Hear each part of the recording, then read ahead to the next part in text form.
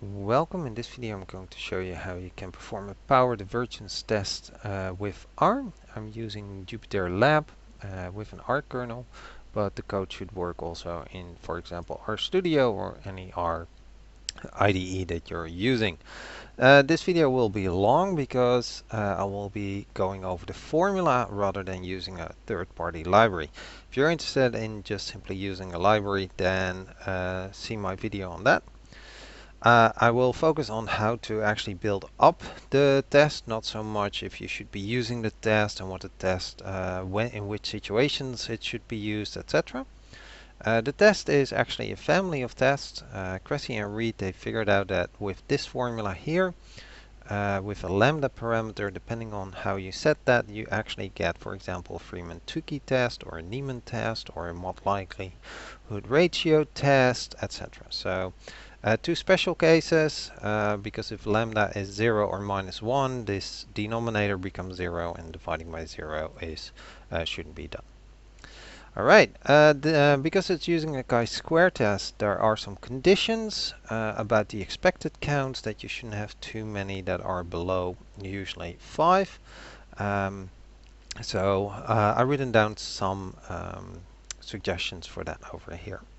There's also some corrections because if you approximate a discrete distribution, which the counts should be, with a continuous one like the chi-square, you should actually do a small correction on that. Yates, Pearson and Williams will be covered.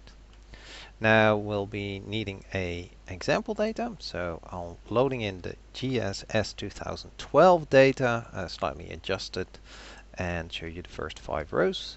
We don't need all this data, don't worry about this double character, etc. That's only in Jupyter Notebook that actually shows up. I only need one field. For a goodness of fit test, I'm using the marital field, and we can get a quick impression by using the table function. Then for a test of independence, we actually need 2, so let's load in another one as well and create a cross table using again the table function, and we see that, for example, 456 people indicated to be married and male. Now it goes really fast if you use a third-party library, but we'll go to the formulas instead. So here's the formula again, and the first thing we will need are those expected counts. We already have the frequencies, so the f values, so let's focus on those first. For a goodness of fit, if you don't have them up front, you probably want them set to be the same for each category. So what we can do is simply take the sum of all the frequencies, the number of frequencies, and then say, well, divide the sum over the number and repeat that k times, so that each category has the same. So if I would sum these up, they would give the same sum as the original frequencies. For a test of independence, it's slightly more tricky. It's then the row total multiplied with the column total divided over the total sample size. We can use row sums and column sums to actually get these, and then simply say row totals, column totals, multiply them with each other and divide by the number of items. So here are the expected counts of the cross table. As mentioned earlier, there is a condition, so we might want to check those. So we need to know how many are below a certain threshold. So in this case, I'm saying less than 5. The number of cells that we have in total, and then we can say, well, 1 divided over the other gives me the percentage of cells that's below that threshold. Also could be of interest the minimum expected count, so let's also print that out. For a test of independence, it's the similar, but then we need the number of rows and the number of columns. Then we can get the total number of cells and then do the same thing. So it's fairly similar code, just a small adjustment there.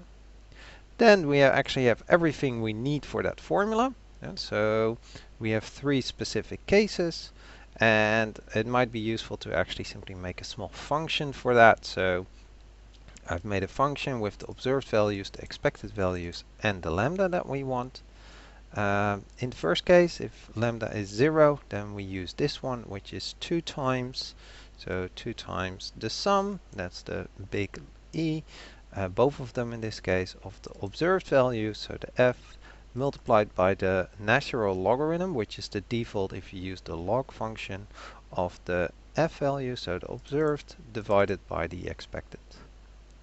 Now if lambda is -1, we use the second one, where as you can see the f and the e are simply swapped over here as well, and the f and the e are simply swapped. So it's the same functions, just with the observed and expected counts swapped. Then we have in all other cases, which is 2 over lambda times lambda plus 1, so that's this part, and then multiplied by the sum, and then you see here the same part as over here. Alright, let's load that function in, and then we can take it for a spin. So here's for the goodness of fit test. I loaded the frequencies, the expected counts, and then the lambda value. For a test of independence, similar, I loaded the cross table, which is the frequencies, and the expected counts we calculated earlier. Finally, to get the p-value, the significance, we need the degrees of freedom, which for a test of goodness of fit is k minus 1, the number of categories minus 1, while for the independence it's the number of rows minus 1 multiplied with the number of columns minus 1. So we can get those by the number of rows and the number of columns. And here we see that both are actually the same because there were only 2 columns. -1 equals 1, so we're actually here multiplying simply by 1, and r is the same as k, so that's why these two results in this situation were the same. Finally, we can determine the p-value by using the chi-square function. We can simply say, well, the statistic is the one that we get from our function, and then use that statistic, the degrees of freedom, and we don't want the lower tail, we want the upper tail. So here is our final p-value.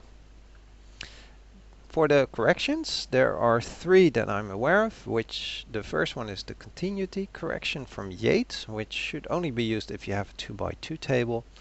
It simply says to add, subtract a half, as you can see over here, if the frequency is greater than the expected count, and add a half if it's less than.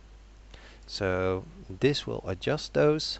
You can do the same thing for the test of independence, and then you should actually use these adjusted frequencies instead of the regular ones, and then do all the calculations as before. Now Pearson did something slightly different. He said to adjust the test statistic, so the value that actually comes out of this, and he said to adjust it by the sample size minus 1 over n. So that's fairly straightforward. So a small adjustment because we had quite a large sample size. So as you can see that if this becomes close to infinity, then the minus 1 has no influence, and this will simply be 1. So it's the larger the sample size, the smaller the correction will be. Williams also took into consideration the number of categories, as you can see by the k, and the degrees of freedom also uses k.